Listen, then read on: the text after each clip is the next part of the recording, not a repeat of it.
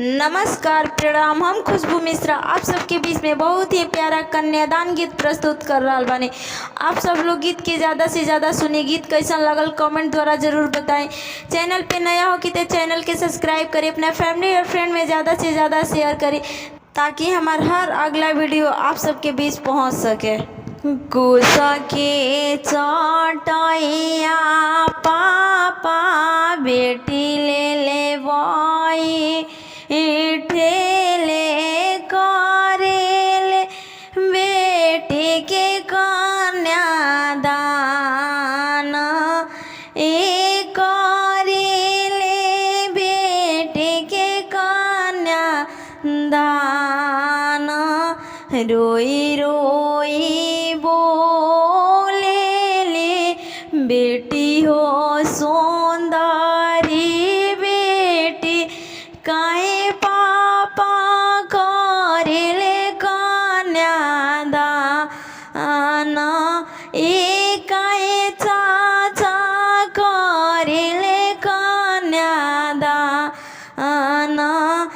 किया पापा कैले बेटे झगड़ा लड़ाइया हो किया बेटी करेले जगसाए किया बेटी कैले जगसाए नहीं बेटी कैलो झगड़ा लड़ाइया हो नहीं बेटी कैलो जगसाए नहीं बेटी कैलो जगसाए दुनिया की रीति आए बेटी हम निभाइले यही से करिले कन्यादान यही से करिले कन्यादान कुसा के चटैया चाचा बेटी ले ठेले करेले बेटी के दान करेले बेटी के दान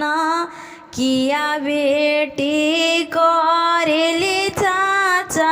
झगड़ा लड़ाइया हो किया बेटी कैले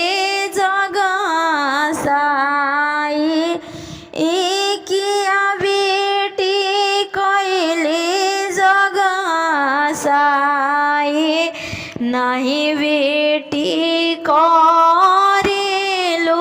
झगड़ा लड़ाइया हो